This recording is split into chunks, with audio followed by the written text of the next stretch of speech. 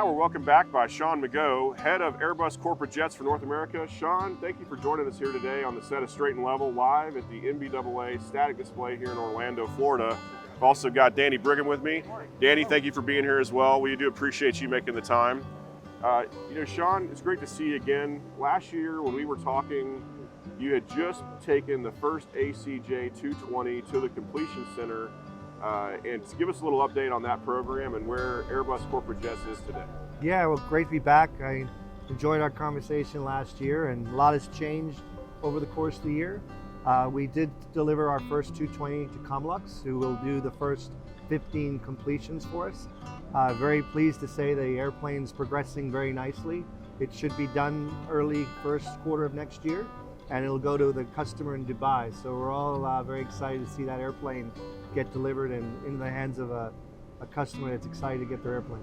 Is this one of the ones that has the custom interior in it that you had developed last year with the head of design, where they had really gone and done the new style interior with all of the upgrades and fit and finishes that Airbus Corporate Jets is known for?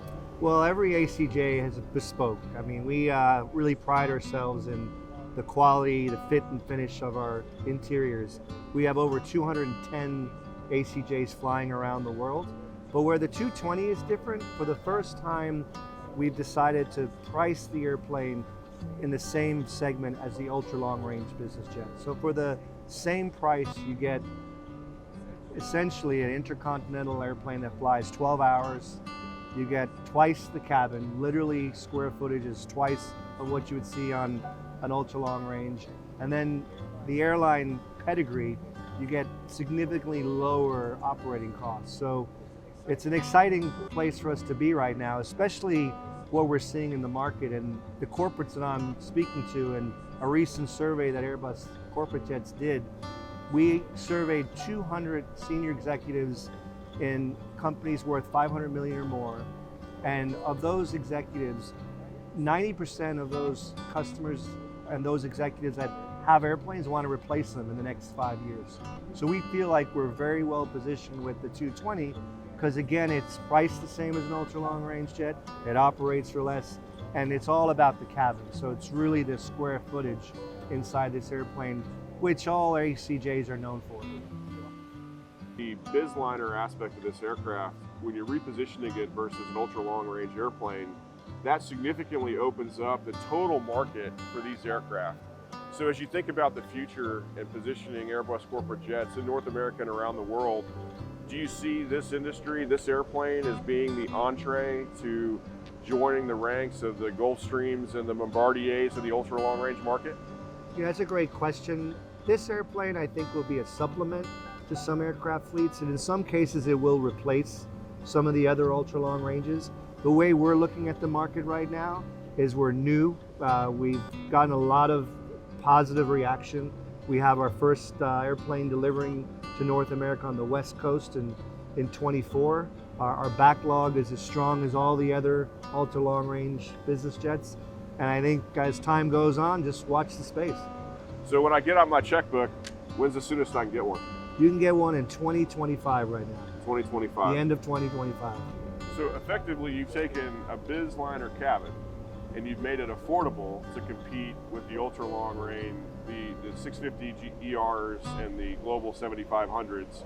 You've made it affordable to be able to compete with those ultra long range aircraft. Exactly right. Wow, that's incredible. Well, Danny? Yeah, I think this is amazing aircraft you're coming out with. So everybody talks about sustainability now, and everybody knows how much fuel these big jets go, but you, your aircraft actually have greatly increased in efficiency in the last year or so. So how is that affecting your market and the higher prices of fuel's going through the roof? How does that stack up against, say, the other biz jet in the community? Yeah, if you take the 220 for example, Danny, it's a clean sheet design. So it's the latest generation of engines, avionics, alloys, composites. So when you look at our sustainability approach, it's really threefold. One, we invest a lot in how do we approach our manufacturing facilities? How do we make them more green? We invest a lot in that. Two, right now, 50% of all Airbus products use sustainable aviation fuel. And the goal is to have 100% of those products by 2030. and we'll be the first company by 2035 to have a zero emission airplane. And again, we'll be leaders in that space. And then the last piece is, we want to be net zero like the whole sector by 2050. So we invest a lot in electric and in hydrogen. And we've been really leaders in this space for the last 10 years. And I noticed your avionics packages are just stellar. So you have exact same approach capabilities of any commercial airline in the world. So you're not worried about, you can get right in there when the weather's a little dicey and do it safely. And so that's going to save you a lot of fuel. You're not up there holding, waiting for things to get better. So yeah, I mean, it's a full airliner capability, and it just is ridiculously luxurious, huge interior.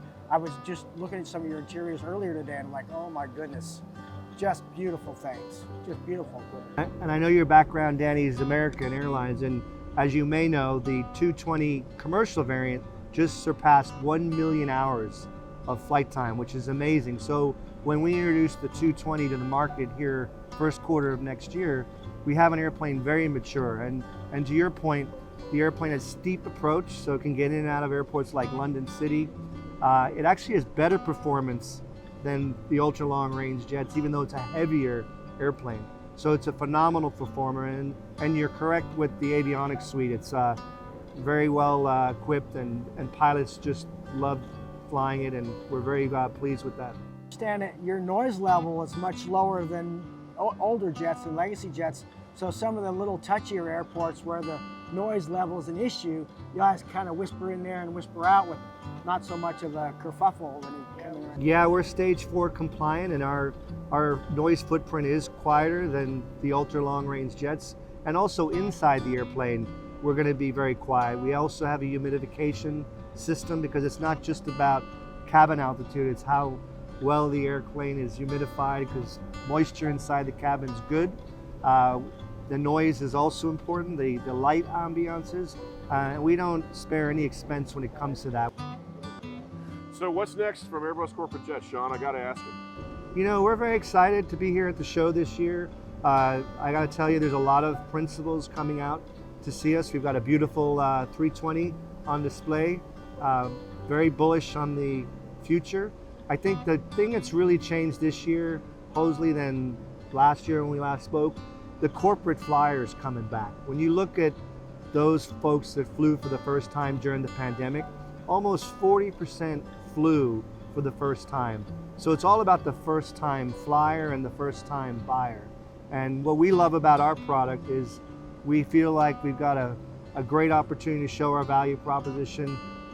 Every airplane is a compromise, but we've got an airplane with, quite frankly, the best cabin, intercontinental range, same price, and a lot less to operate. So we like our chances. John, thank you so much for being here. If you need an Airbus Corporate Jet ACJ 220, better hurry up, because 2025 is the soonest you're going to be able to get one. Thank you for being here today.